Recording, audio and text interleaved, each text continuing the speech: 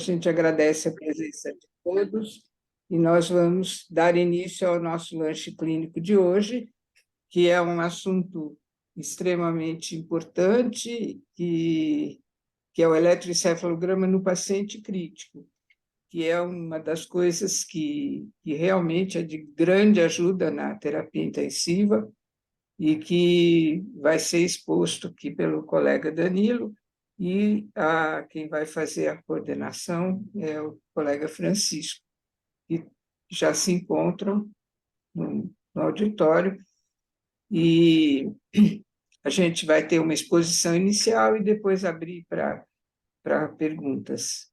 Muito obrigado, Danilo, muito obrigado, Francisco. Podemos dar início. Ótimo, bom dia a todos. Eu sou o Francisco, né? Sou neurologista e neurofisiologista e já trabalho aqui no hospital no eletroencefalograma há quase 10 anos, né? Junto com o colega Danilo, né? Então, o Danilo, como a doutora Marisa falou, vai começar agora a aula sobre eletroencefalograma no doente crítico. Bom, pode vir. Bom dia a todos. Meu nome é Danilo, eu sou neurofisiologista clínico e responsável pela coordenação desse setor aqui no hospital. Então, nós vamos falar hoje sobre o eletroencefalograma no paciente crítico. Não tem como a gente falar sobre EEG no paciente crítico sem lembrar de nível de consciência. Todas as vezes que a gente fala de EEG na UTI, a primeira coisa que vem à cabeça é paciente em coma, delírio, estado confusional agudo, paciente agitado. Então, a consciência pode ser definida como um estado de plena noção de si mesmo e do meio, com envolvimento de diversas vias e estruturas do sistema nervoso central que formam conexões funcionais para promover esse estado. Pode parecer simples, né, a nível de consciência, mas é muito complexo e tem várias vias de conexões envolvidas. No substrato anatômico da consciência, né, brevemente, o córtex cerebral de ambos os hemisférios, e uma questão muito importante, que é o sistema reticular ativador ascendente. E o que é isso? É um agregado de neurônios que são localizados no tronco cerebral, que são responsáveis pela ativação do córtex cerebral e a regulação do ciclo sono-vigília. Também entra no substrato anatômico da consciência o sistema límbico. Esse sistema reticular ativador ascendente, ele é capaz de modular o nível de consciência e as funções cognitivas, através de vias colinérgicas, glutamatérgicas, adrenérgicas, dopaminérgicas, hipocretinérgicas no hipotálamo, serotoninérgicas e estaminérgicas, formando então um circuito tálamo-cortical que é responsável pela ativação e modulação do córtex cerebral. Já o coma, na definição, podemos dizer que o estado de coma é decorrente de uma lesão nesse sistema reticulador ativador ascendente, de um comprometimento cerebral difuso ou de ambos. Então, coma pressupõe uma lesão do sistema reticular ascendente ou de suas projeções tálamo-corticais, ou destruição de grandes áreas do córtex de ambos os hemisférios, ou supressão dessas funções, retículos cerebrais por drogas, toxinas ou alterações metabólicas. Já o delírio é um estado confusional proveniente de uma disfunção cerebral aguda, porém potencialmente reversível. De maneira simplificada, ocorre uma diminuição da atividade colinérgica associada a um aumento da atividade dopaminérgica. E ocorre um desequilíbrio na síntese, liberação e inativação de neurotransmissores, modulando o controle da função cognitiva, do comportamento e do humor. A eletrogênese cerebral depende de uma homeostase metabólica. O doente crítico ele é sujeito a uma disfunção cerebral aguda, induzida por estresse sistêmico. E essa alteração do nível de consciência pode ir desde uma disfunção executiva leve, passando pelo delírio e chegando até o coma profundo. De maneira simplificada, ocorre um edema cerebral focal, função alterada de neurotransmissores, acúmulo de metabólitos tóxicos e insuficiência energética, combinando com o coma. Nos mecanismos do coma, então, aqui nesse quadro, uma lesão expansiva hemisférica unilateral pode comprimir o tronco, por exemplo, hematoma, infarto, TCE, abscesso ou tumor. Pode ocorrer uma lesão expansiva hemisférica bilateral, uma lesão na formação reticular, naquele sistema ativador reticular ascendente no tálamo, por infartos múltiplos, TCE, encefalite, infarto talâmico e etc. Uma lesão infratentorial, uma lesão no tronco, lá na formação reticular, por hemorragia, na ponte, AVC de cerebelo e tumor. E aqui, talvez seja o mais comum, né, as lesões cerebrais difusas, que afetam ambos os hemisférios cerebrais, que a gente está falando de uma questão muito comum em ambiente de terapia intensiva. Distúrbios hidroeletrolíticos, distúrbios metabólicos e uso de drogas sedativas e outras medicações. Então, continuando aqui falando agora mais especificamente do EEG, então o EEG informa sobre a função cerebral, é um exame que é amplamente disponível e relativamente de custo baixo. E uma das grandes vantagens do eletroencefalograma, que é um aparelho portátil, e ele pode ser levado até o paciente, ou seja, pode ser levado à beira do leito. E hoje em dia, né, com a questão da internet e suporte de TI, a gente consegue analisar o exame remotamente e emitir o laudo de maneira rápida, e com isso o paciente pode se beneficiar no caso de, por exemplo, de um estado de mal não convulsivo. O EEG no paciente crítico, diversos diagnósticos diferenciais podem ser realizados, e isso implica num tratamento mais rápido e eficaz, através de um exame de custo baixo, amplamente disponível, e o laudo pode ser emitido rapidamente pelo neurofisiologista, até de maneira remota. Falando agora sobre as indicações do eletroencefalograma no paciente crítico. Então, estado confusional agudo, né, delírio, pode ser usado para avaliar a profundidade do rebaixamento do nível de consciência, pode ser útil na avaliação do prognóstico do paciente comatoso, diagnóstico de status epiléticos não convulsivo. Aqui talvez seja uma das questões mais importantes do EEG na UTI, porque no estado de mal não convulsivo o paciente não tem manifestação clínica. Muitas das vezes só o rebaixamento do nível de consciência, que até então não pode ser explicado pelas condições clínicas sem o eletroencefalograma. Pode contribuir para a elucidação da etiologia do coma, em alguns casos, e é um exame também que pode ser usado como parte, né, é usado como parte do protocolo de morte encefálica, apesar que hoje em dia tem sido menos usado, porque principalmente aqui em São Paulo a gente tem o Doppler transcraniano, né? Tá, agora vamos falar sobre o eletroencefalograma como exame mesmo, né? E, eu dividi a apresentação em atividade de base. O que é atividade de base no eletroencefalograma? É um exame normal, é o exame com os ritmos fisiológicos normais. O paciente pode estar acordado, em sonolência ou em sono.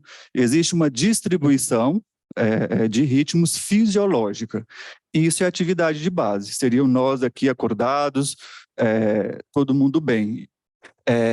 Depois, nós vamos falar sobre as anormalidades epileptiformes, que elas podem ser interictais. O que é isso? São anormalidades consideradas epileptiformes, mas fora da crise. Quer dizer, o paciente não está tendo crise. Por exemplo, um paciente que internou na UTI por uma crise epilética, foi pedido um exame, e a gente viu que tem uma anormalidade interictal, mas naquele momento o paciente não está tendo crise. E a anormalidade ictal. Ictal é na hora da crise, tá certo? A crise pode ser eletroclínica, ou seja, tem a crise no traçado e o paciente está tendo manifestação clínica, ou ela pode ser somente eletrográfica. Através do exame, a gente consegue ver que o paciente está tendo crise, porém, sem manifestação clínica. Depois, nós vamos falar dos padrões rítmicos e periódicos, que no EEG crítico talvez aqui resida o principal teor dessa aula, que no eletroencefalograma esses padrões rítmicos e periódicos geram muita dúvida, controvérsia, sobretudo no paciente grave, mesmo entre médicos neurofisiologistas experientes, às vezes gera conflito e dúvida nesses padrões rítmicos e periódicos. E por último, nós vamos falar do estado de mal epilético. Bem, como eu tinha falado, atividade de base, né, corresponde aos ritmos cerebrais fisiológicos, na sua incidência, topografia, paciente acordado, sonolento e sono. A atividade de base, ela é idade dependente, né, e com todos os seus grafoelementos fisiológicos. E a simetria, né, então a gente consegue, através do exame, ver se tem alguma assimetria entre os hemisférios cerebrais. Tá, a gente partiu então de um exame que a gente diz que está organizado, ou seja, um exame com base normal. É a gente aqui acordado, consciente, orientado.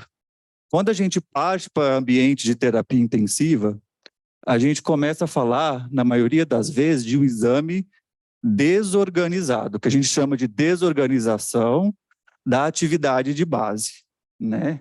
O que significa quando você recebe um laudo? Desorganização difusa da atividade de base. Significa que existe um comprometimento da atividade elétrica cerebral. E existe, se essa desorganização ela é discreta, moderada ou moderada, existe até uma controvérsia, às vezes, em escolas como HC, Escola Paulista, mas assim, o que quer dizer isso? Esse comprometimento, ele pode ser discreto, moderado ou acentuado. Em alguns locais, a gente coloca aqui no meio uma desorganização leve. Mas o que precisa ficar claro aqui é o caráter evolutivo, né? Então, por exemplo, o exame normal, passa 2 dias, já está discretamente desorganizado e assim por diante. Tá certo? Esse slide aqui, eu resolvi reunir tudo nele para não ficar uma coisa muito repetitiva. Quando a gente diz que o exame está desorganizado, existe algum grau de comprometimento da atividade elétrica cerebral, que pode ser discreto, moderado ou acentuado. E aqui, por exemplo, então, uma desorganização discreta. O exame está um pouco mais lento no ritmo posterior, que é o ritmo posterior da vigília, que a gente chama de ritmo dominante posterior. E de acordo que vai ficando mais desorganizado, carência de ritmos fisiológicos, cada vez mais ondas lentas, teta, depois delta, vai tendo alteração de atenuação e supressão do traçado, até surto-supressão e supressão. Precisa ficar claro aqui, pessoal, é essa piora da atividade de base, de um exame normal, depois com alentecimento do ritmo posterior, o exame cada vez com mais carência de ritmos fisiológicos, ondas lentas delta, depois delta, até chegar num período de atenuação e supressão. Então aqui agora a gente vai ver alguns traçados, desde um exame normal até um exame totalmente suprimido. Então aqui um eletroencefalograma normal de um paciente em vigília. Então, aqui a gente fala que tem o ritmo dominante posterior normal, o paciente está acordado, aqui são artefatos de piscamento, então, este é um exame normal. Então, a gente diz que essa atividade de base está organizada, tá certo?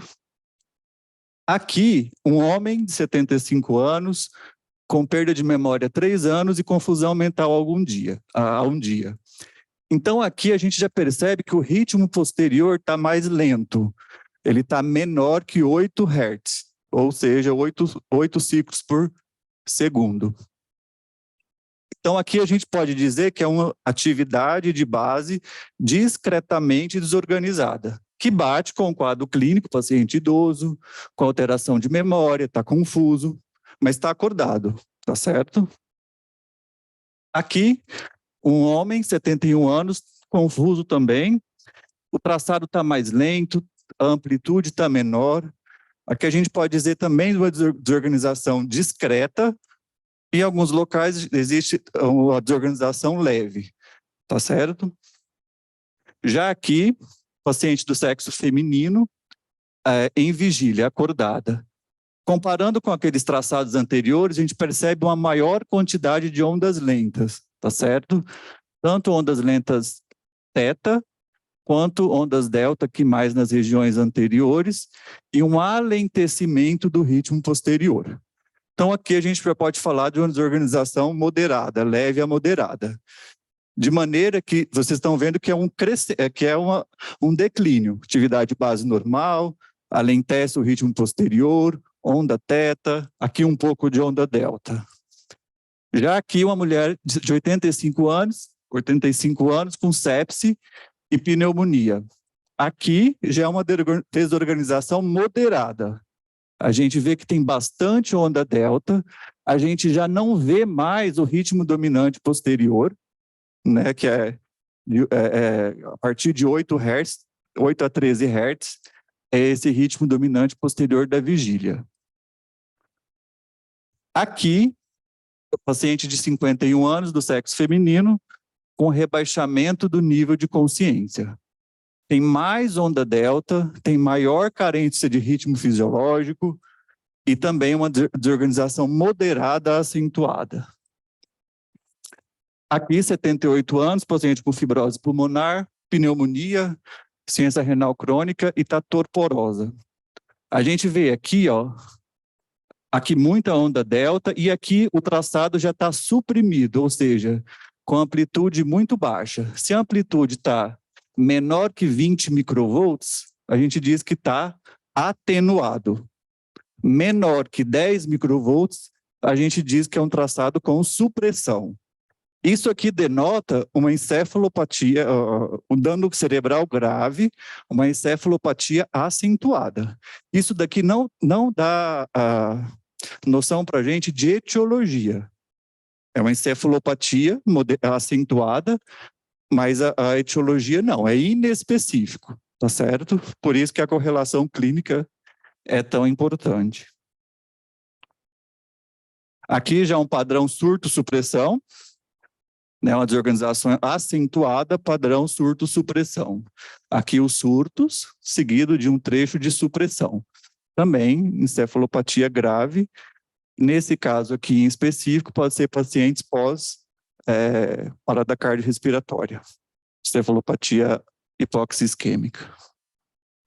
Aqui, um homem de 78 anos, com infarto agudo do miocárdio e parada cardiorrespiratória prolongada e coma. O paciente não está sedado aqui. Então, a gente vê o traçado aqui que ele está atenuado, né? Encefalopatia acentuada, né? E aqui, um traçado totalmente suprimido. Aqui o estímulo doloroso e não teve nenhuma reação, tá certo? Então, ficou claro para vocês que a gente partiu de um eletroencefalograma normal do paciente acordado, que a gente chama de atividade de base normal. Depois a gente partiu para desorganização discreta, moderada e acentuada. Em alguns serviços, a gente divide como discreta, leve, moderada e acentuada. Esse grau de desorganização denota o grau da encefalopatia, né? Leve, moderada, acentuada, porém, ele não dá a noção de etiologia. Tudo bem? Bem, continuando falando aqui da atividade de base, quem trabalha em UTI, neurologista, que pega paciente em coma, paciente com delírio, já viu muito eletroencefalograma com laudo de ondas trifásicas, né? Então, inicialmente, ondas trifásicas eram descritas somente na encefalopatia hepática, só em insuficiência hepática. Mas depois a gente viu que não é só isso, né? Ondas trifásicas, elas ocorrem na encefalopatia hepática, urêmica, hiper ou hiponatremia, hipoglicemia, hipercalcemia, intoxicação por lítio e em estágios avançados de quadros demenciais. Então, isso aqui é descritivo de elétron, mas são ondas lentas, de 1,5 a 3 ciclos por segundo, com 3 fases distintas. Então, essa acima, que no EEG, a onda com deflexão para cima, ela é negativa. Então, primeira fase negativa, segunda positiva e a terceira negativa. Tá certo? Isso é uma onda trifásica. Então, primeira coisa, para lembrar aqui, cefalopatia hepática, mas não é só isso. Todos os distúrbios metabólicos, tá certo? Então, isso quer dizer paciente que tem algum grau de encefalopatia. Ondas trifásicas não significa alteração epileptiforme, tá certo? Quando tem no EEG de um paciente crítico, presença de ondas trifásicas difusas, por vezes periódicas, isso significa alteração tóxico-metabólica. Porém, isso não é 100%, mas da aula, se ficar isso, que ondas trifásicas no EEG do paciente crítico está relacionado com encefalopatia tóxico-metabólica, já me dou por satisfeito. Mas, então aqui, ó, a gente tem aqui um paciente de 82 anos, com síndrome demencial de longa evolução, doença de Alzheimer de longa evolução, com infecção do trato urinário, confusão mental, sonolência e um sódio de 121. É uma paciente com encefalopatia tóxico-metabólica, com ondas trifásicas, né? Então, primeira fase negativa, positiva, negativa, difusas. Nesse caso aqui, elas têm um comportamento até um pouco periódico. Isso daqui não é, neste caso, epileptiforme, tá certo? Então, não adianta aqui droga antiepilética, fenitoína, enfim, porque lógico que tem que ter o correlato clínico, mas não tem conotação epileptiforme, tá certo? Aqui uma paciente com sexo feminino, com encefalopatia de Hashimoto e prostrada há 3 semanas. Então a gente vê aqui um traçado com bastante onda trifásica, ela recebeu pulsoterapia, e aqui um traçado praticamente normal. Então aqui o traçado melhorou sem droga antiepilética, que prova mais uma vez o componente tóxico metabólico. Porém, sempre tem uma exceção. Então aqui dentro ainda falando de onda trifásica, um paciente de 72 anos, sexo masculino, há 2 dias com cefaleia, febre e confusão mental. Então aqui a gente vê umas ondas trifásicas. Nesse caso aqui, elas são lateralizadas. Então aqui só do lado direito, tá certo? E nesse caso aqui, apesar de ser onda trifásica, elas são lateralizadas. Isso daqui era um caso de encefalite, né? Então esse paciente teve crise. Então assim, só para dizer que é metabólico, mas existem casos que isso foge um pouquinho à regra, por isso que o correlato clínico, eletrográfico e exames de neuroimagem é tão importante, sobretudo no paciente de UTI, que está comatoso, não consegue explicar aí o que está sentindo. Até agora, querem perguntar alguma coisa? Então, a gente falou tudo que a gente falou até agora do EEG, a gente falou de atividade de base. Atividade de base normal, atividade de base desorganizada, e a gente falou de onda trifásica. Agora a gente vai falar das anormalidades epileptiformes, interictais e ictais. Aqui eu usei o último guia da Sociedade Americana de Neurofisiologia Clínica, que é de 2021. Então, as anormalidades epileptiformes interictais, ou seja, fora da crise, elas são também chamadas, justamente por ser fora da crise, chamadas de esporádicas.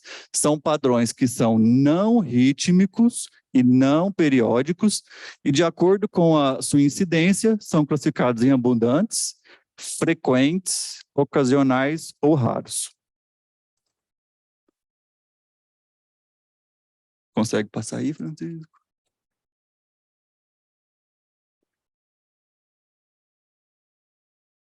Travou. Aqui, então, a gente tem uma atividade epileptiforme interictal generalizada. Então, espícula onda. Aqui, um paciente com atividade epileptiforme interictal focal. Esse caso aqui é um paciente que passa com a gente, é um paciente de 69 anos, do sexo masculino, que fez uma ressecção de um meningioma frontal do lado direito. Ele tem internações frequentes na UTI por descompensação do quadro de epilepsia sintomática. Então, aqui a gente vê uma atividade epileptiforme focal na região frontal direita e uma atividade interictal. Apesar dele estar na UTI por descompensação do quadro de epilepsia, nesse momento aqui ele não está tendo crise. Porém, com o quadro clínico de um paciente idoso, com uma lesão pós-ressecção de meningioma e com crise, isso daqui diz para a gente que existe um alto risco de evoluir com crise epilética e estado de mal epilético. Bem, então nós falamos da normalidade epileptiforme interictal.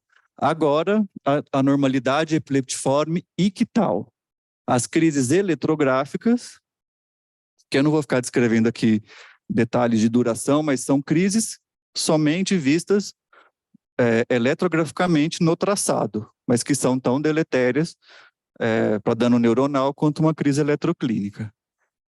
E a crise eletroclínica é quando tem o traçado preenchendo o critério para crise com manifestação clínica, tá certo? Crise eletrográfica, nesse último, com pequenas variações, mas é 10 segundos. Então, todo traçado, todo um padrão que preenche critério para crise, mesmo sem manifestação clínica, com duração superior a 10 segundos. Então, aqui uma criança com LMA, leucemia mieloide aguda, infecção sistêmica e sonolência. Então, essa paciente ela estava tendo uma crise eletrográfica, a paciente estava sonolenta, só com rebaixamento. Essa crise dela focal, com projeção aqui no hemisfério esquerdo, foi feito midazolam e aqui o pós-ictal já, com bastante onda lenta no hemisfério esquerdo. E isso só foi possível com eletroencefalograma, né? O paciente só estava sonolenta. Bem, como eu disse no começo, só lembrando, então, nós dividimos a aula em atividade de base, que nós já falamos, a normalidade epileptiforme interictal e ictal, a normalidade epileptiforme interictal, que nós já falamos, e agora vamos falar dos padrões rítmicos e periódicos. Quando fala de EEG em UTI, aqui reside a maior importância dessa aula, que é o que gera dúvida, na maioria das vezes, e discordância, mesmo em médicos experientes dentro da área de neurofisiologia. Padrões periódicos são padrões com repetição de ondas, com morfologia e duração uniforme, com intervalo definido entre os elementos e recorrência das ondas em intervalos regulares. Tem uma morfologia definida e que repete a intervalos regulares, ou seja, a cada 2 segundos, a cada segundo. Isso a gente vai ver mais para frente. Esses padrões periódicos, que precisa ficar claro, é que eles têm um tempo de repetição, e esse tempo ele tem que ser igual, uniforme. E os padrões rítmicos, que são repetições de ondas com morfologia e duração uniforme, porém sem intervalo definido entre os elementos consecutivos. Tá, esse talvez seja o slide mais importante. Então, os padrões periódicos, a gente tem os padrões generalizados, que é descargas periódicas generalizadas. No consenso anterior, mais antigamente, a gente chamava de GPED, descargas epileptiformes periódicas generalizadas. Esse termo mudou, porque quem pegasse o laudo já via descargas epileptiformes, automaticamente já achava que era um padrão ictal. Então, tirou-se esse E daqui de epileptiforme, justamente porque não é um padrão inequívoco ictal. Aqui a gente tem um padrão, então, generalizado, aqui lateralizado. Descargas periódicas lateralizadas, que a gente chama de LPD. Isso provavelmente vocês já devem ter visto em laudo. Padrão de LPD no hemisfério cerebral esquerdo, por exemplo. Antigamente também a gente chamava de PLED, descargas epileptiformes lateralizadas periódicas. Isso também tirou o E de epileptiforme. E aqui podem ser descargas bilaterais independentes e periódicas, descargas só de um lado, né, unilateral independente periódica, e pode ser descargas multifocais periódicas.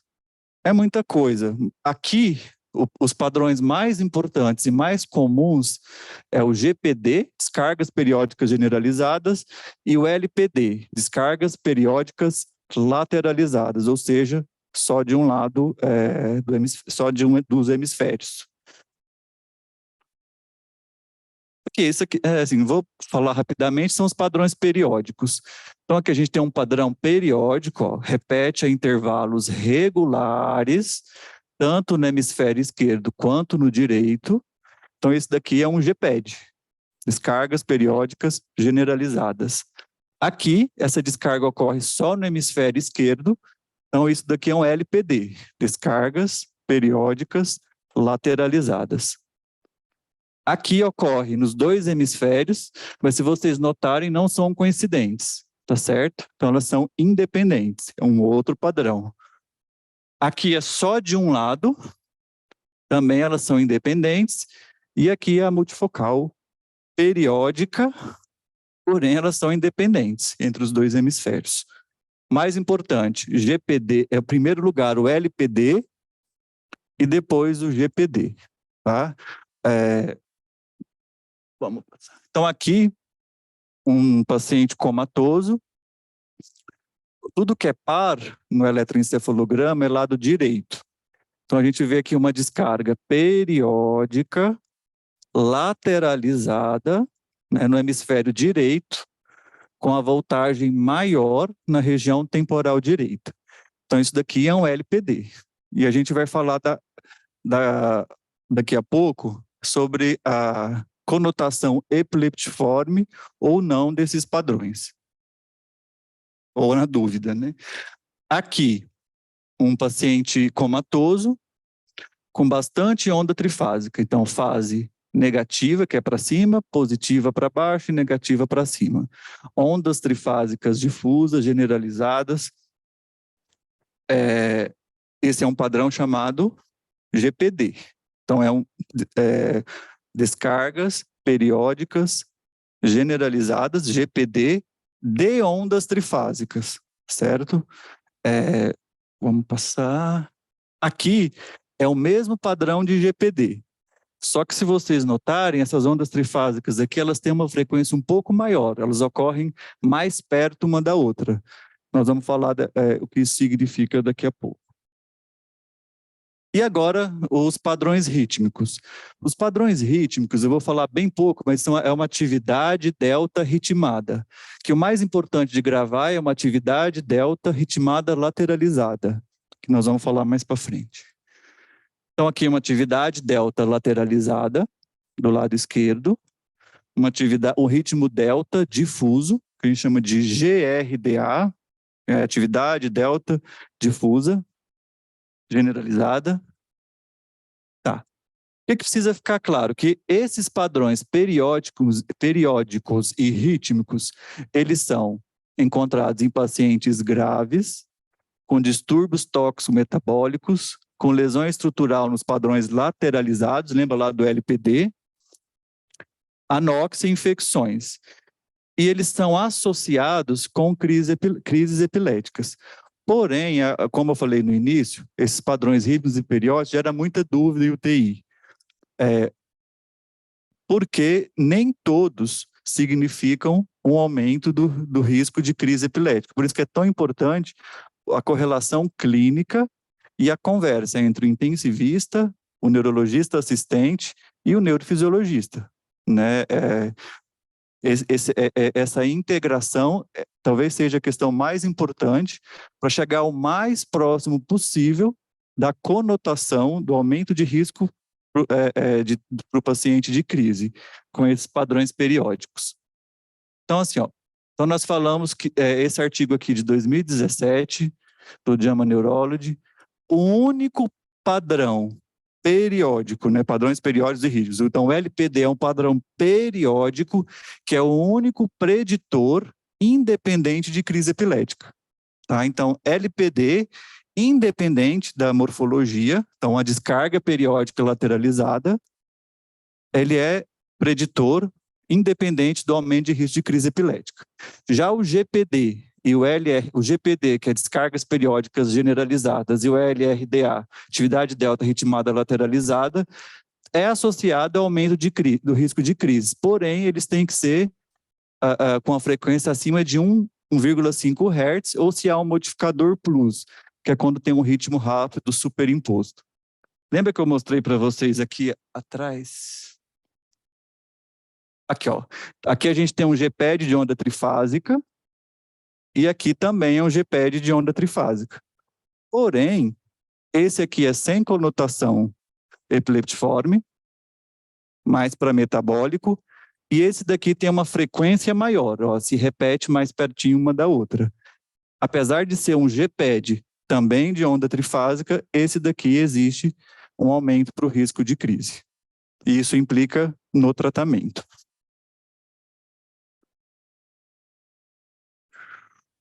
Então aqui, lembra que eu falei para vocês aqui desse modificador plus?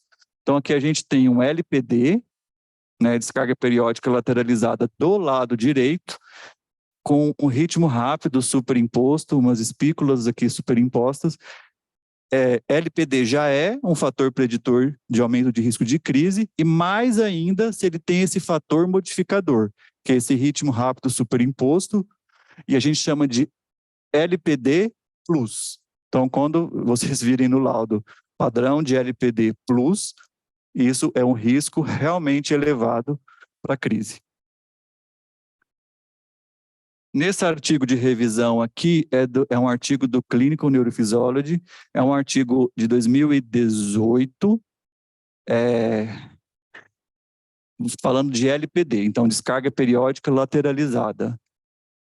Nesse artigo ele fala que as crises podem ocorrer em 58% a 100% dos casos. Então é um intervalo muito grande, mas isso para a gente entender que LPD, quando se tem esse padrão, existe realmente um risco para aumento, o risco para ocorrência de crise. E o principal tipo de crise são as crises focais motoras. Quando a gente diz que existe um aumento para o risco de crise, isso implica no tratamento, a instituição ou não de medicação antiepilética e sedativa e por aí vai. Nesse mesmo artigo, nesse artigo de revisão, a principal causa de descarga periódica lateralizada, esse artigo ainda usava o termo PLED, foi AVC isquêmico, tá certo? Porém, quando esse padrão ocorre em AVC-H, o prognóstico é pior. Tá? É mais relacionado ainda com um desfecho ruim e com a ocorrência de crise. E esse padrão também é muito encontrado em encefalites, sobretudo encefalite herpética. Então, todas as vezes que eu pego um laudo de EEG em um paciente crítico, que eu tenho uma atividade de base lá desorganizada e tem algum padrão rítmico, seja um GPD, um LPD, eu preciso investigar a causa, né? Eu preciso pedir uma monitorização contínua, porque quanto mais eu registro atividade elétrica cerebral, maior a chance de eu flagrar esse padrão e a evolução desse padrão para um padrão ictal, inequívoco, né? Já que existe no LPD, principalmente, um risco aumentado de crise, Se eu monitoro com EEG contínuo o paciente com LPD, eu tenho uma maior chance de flagrar um ritmo ictal inequívoco.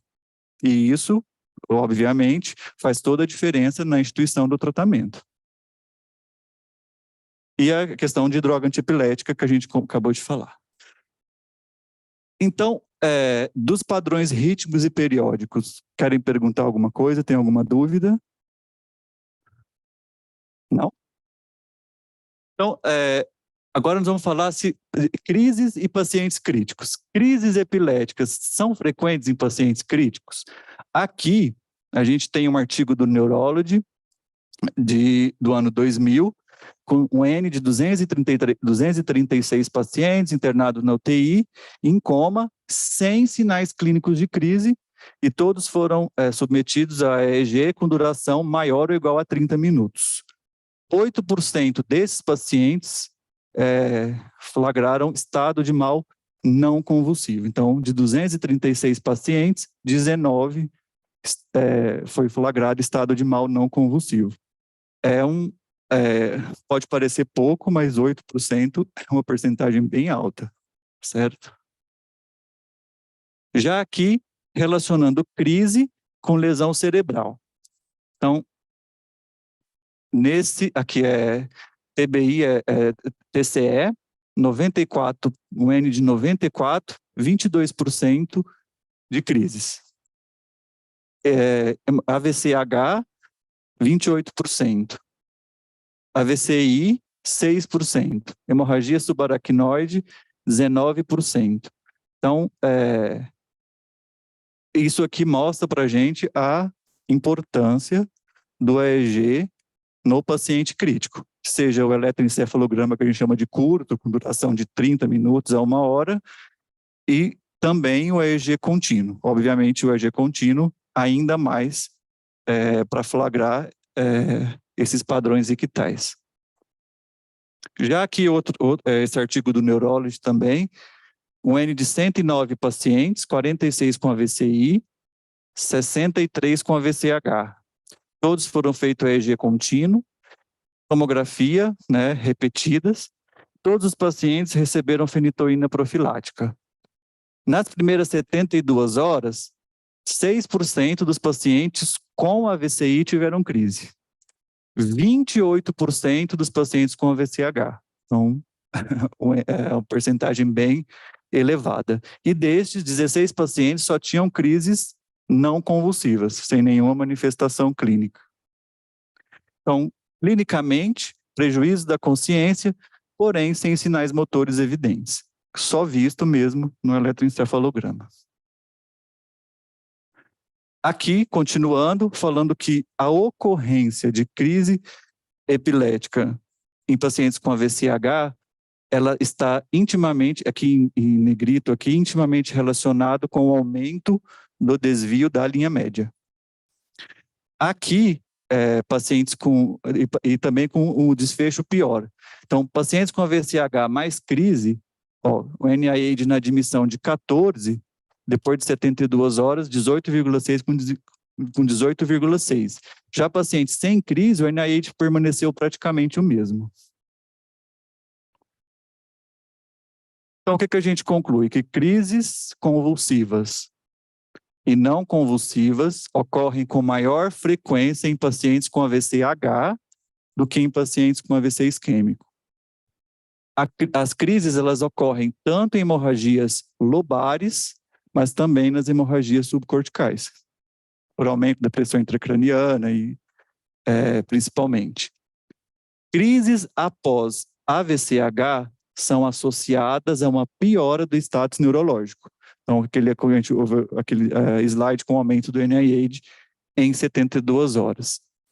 Crises são associadas ao aumento do desvio da linha média e o EEG contínuo, ele detecta crises 4 vezes mais frequentemente do que a observação clínica. Bem, é isso que eu queria falar para vocês, é muita coisa, é muito termo técnico. Acho que o mais importante da aula é a questão da correlação clínica, entender aquela questão da atividade de base normal, a questão da desorganização, a questão do que é uma atividade epileptiforme interictal, fora da crise, atividade epileptiforme ictal, durante a crise, a questão dos padrões rítmicos e periódicos, lembrando mais do LPD, que está mais, que é um fator que independente é relacionado com o aumento do risco de crise, a questão e depois o GPD, que ele pode ser associado com o aumento do risco de crise, desde que esteja com alguns fatores modificadores. Então, eu quero agradecer a oportunidade de estar falando desse tema para vocês, agradecer ao Hospital 9 de Julho, então, e coordenar a equipe com a doutora Ângela, o doutor Francisco, que está aqui, a doutora Luciana, a enfermeira Vivian, que também está aqui, a enfermeira Cíntia Nunes, que é coordenadora do SADT, a Ângela Levati, que é a gerente do SADT, e a equipe técnica, né, o Alexandre, a Aline, a Gabriela, a Juliana, a Rose, a Sandra e a Vivian, que ajuda a colocar o serviço de pé aqui no Hospital 9 de Julho. Bem, é isso que eu queria falar e vamos abrir agora para a discussão. E muito obrigado. Muito obrigada, Danilo. Como você falou, é muita informação e uma coisa assim bastante técnica, mas para a gente que trabalha em UTI, é o dia a dia de precisar uma quantidade muito grande de pacientes, tanto pacientes com rebaixamento de consciência, com delírio, como com convulsão, e tem ajudado bastante. Claro que a gente não tem, embora tenha tido uma noção de como faz a interpretação, evidentemente a interpretação, o que ajuda, na verdade, é a interpretação que vocês fazem do exame. Tem umas perguntas só para esclarecer um pouco mais. Os pacientes com delírio, frequentemente, são pacientes agitados, e o eletroencefalo, ele precisa que o paciente esteja mais ou menos quieto. A gente deve sedar o paciente para poder fazer eletroencefalo, ou tem que fazer e eliminar os artefatos? Como que agir nesse caso?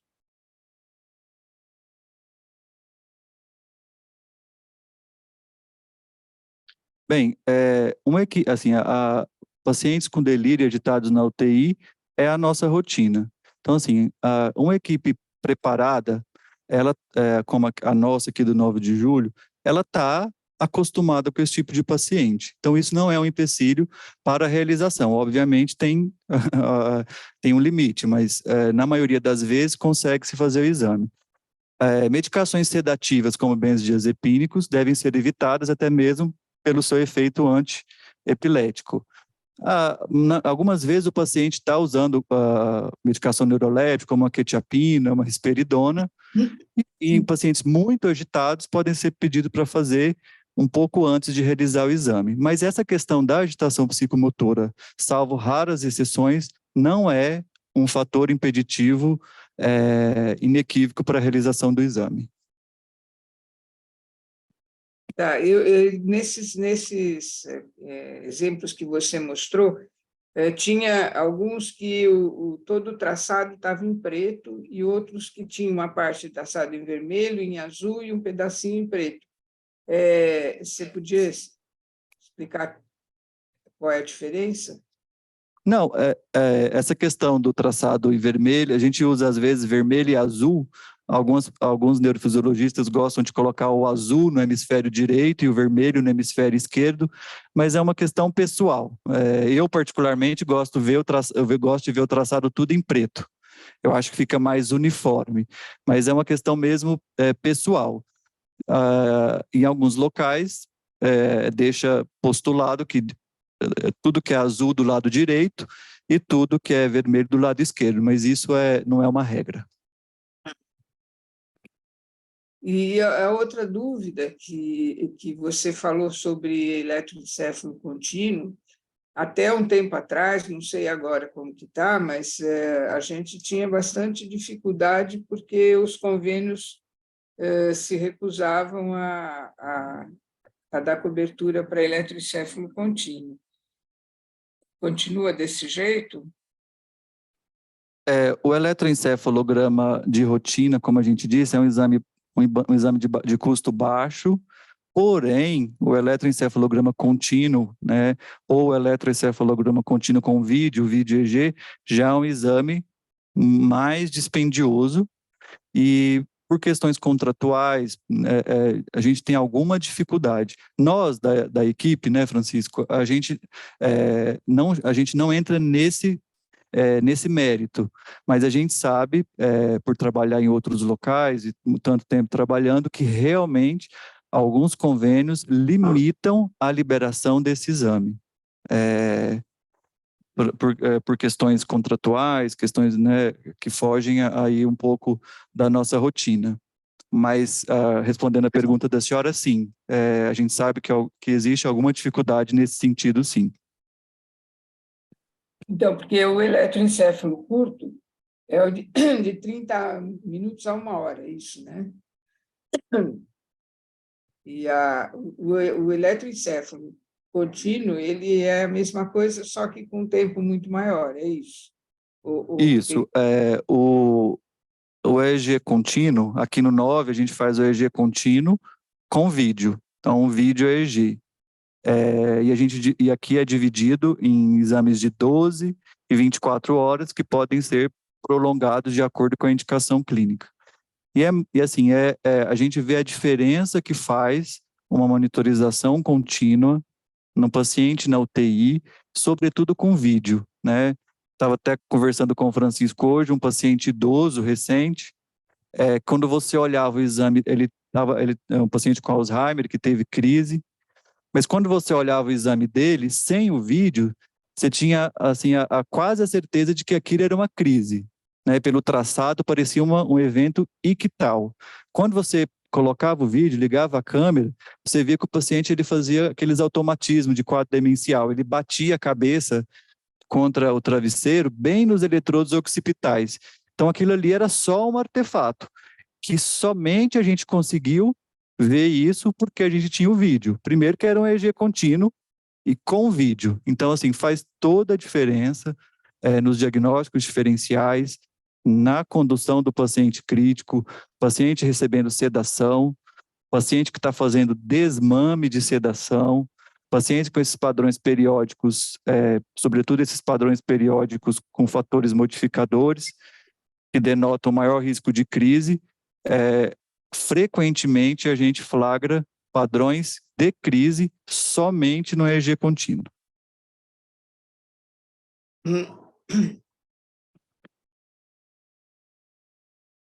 Tá. O Francisco quer fazer algum comentário?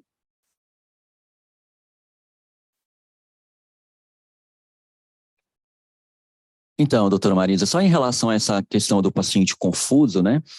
Existem algumas situações em que ele está tão confuso que a técnica não vai conseguir nem montar o eletroencefalo, né? Aí, nesse caso, realmente o ideal é esperar o paciente ficar um pouco mais tranquilo, né? Então, a gente até conversa com o pessoal da enfermagem, né? Ou fazer alguma medicação, mas que não seja uma medicação sedativa, tipo benzodiazepínico, porque isso pode interferir na análise do traçado, né? Mas a gente tem experiência suficiente, né? Se ela consegue montar o exame e registrar os 30 minutos, né? Porque às vezes o paciente está tão agitado que ele arranca os eletrodos alguns minutos depois ou nem deixa começar o exame, né? Mas a gente consegue diferenciar o que é o artefato, né? O que é o que está sendo causado ali pelo movimento, pela agitação, do que é a atividade elétrica cerebral do paciente, né? E às vezes é interessante até registrar o eletroencefalograma do paciente, no paciente que está confuso, porque às vezes a confusão é uma manifestação da crise epilética dele, né? Mas a gente tenta sempre fazer o eletroencefalograma, né? Mas a gente precisa de um pouco de cooperação realmente, como a senhora falou. Então, se ele está muito confuso, às vezes a gente tem que conversar com a enfermeira, a gente fica se comunicando, e quando o paciente fica um pouco mais tranquilo, a gente consegue registrar, né? Agora, realmente usar sedação aí não é muito bom, porque vai interferir na análise da gente, né? E em relação assim, aos convênios, realmente a monitorização é um problema, sabe? Porque eles, às vezes, não vale a pena fazer monitorização pelo valor que é pago pelo plano de saúde, né? Mas realmente a gente está aqui no hospital para fazer o exame, né? Do jeito que vocês pedirem, né? Uma outra coisa que eu queria comentar em relação a essa análise, então tem termos muito complicados mesmo, né? O LPD, o GPD, o LRDA, o GRDA, né?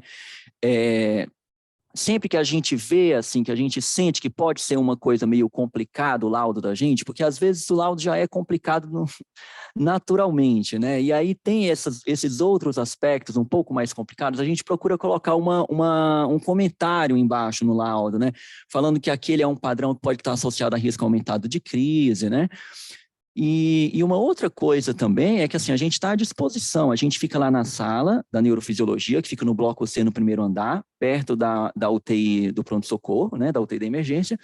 Vocês podem ligar para a gente, as enfermarias, as UTIs, todas têm o nosso ramal, podem conversar com a gente para tentar discutir o caso e tentar entender melhor um laudo, a gente explica para vocês. Se a gente não estiver na sala no momento, o pessoal, as técnicas que fazem os exames estão e podem dar o telefone da gente para vocês, a gente conversa sobre os casos, né? Porque às vezes realmente é muito técnico o laudo da gente, né? E pode ser difícil para vocês entenderem, né? Se tem que medicar, se não tem que medicar.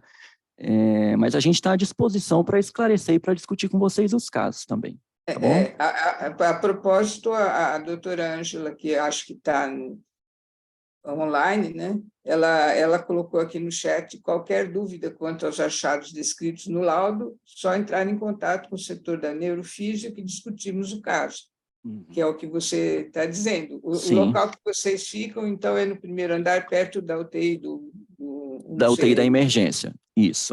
Tá. A Ângela é uma salinha escondidinha, mas vocês podem procurar a gente, que a gente está à disposição. A gente acha, sabendo perto do que a gente acaba achando. Sim. Tem essa dúvida. Ângela, você quer comentar alguma coisa? Olá, boa tarde a todos. Meu nome é Ângela, eu trabalho no setor da neurofisiologia, eu não consegui chegar a tempo da reunião, por isso que eu vim no modo online. Queria parabenizar o Danilo e o Francisco pela excelente aula, acho que foi bastante esclarecedor. Apesar, para quem não está acostumado com essa nomenclatura no dia a dia, eu falo que parece o laudo parece uma sopa de letrinhas, né? O que esse tanto de coisa aí que está escrito? Mas eu acho que é bom a gente ter uma noção, principalmente quem não trabalha com isso no dia a dia, de saber que isso existe, né? E se precisar de qualquer coisa, a gente está à disposição para tentar ajudar nessa correlação dos achados do eletro com a clínica do paciente, né? A gente vem com a descrição do laudo, fala o que a gente achou no traçado, o médico assistente fala do quadro clínico e a gente tenta discutir junto qual que seria a melhor estratégia para aquele paciente. Qualquer dúvida a gente está à disposição, se a gente não tiver no setor no momento, pode entrar em contato, as meninas passam o nosso telefone, para, em conjunto, a gente conseguir oferecer a melhor conduta para o paciente. Também uma outra coisa que a gente pode comentar a respeito dessa aula é que realmente esse tipo de exame ainda não é tão utilizado quanto seria necessário, porque a quantidade de pacientes que a gente tem com alteração encefálica e com manifestação é muito grande.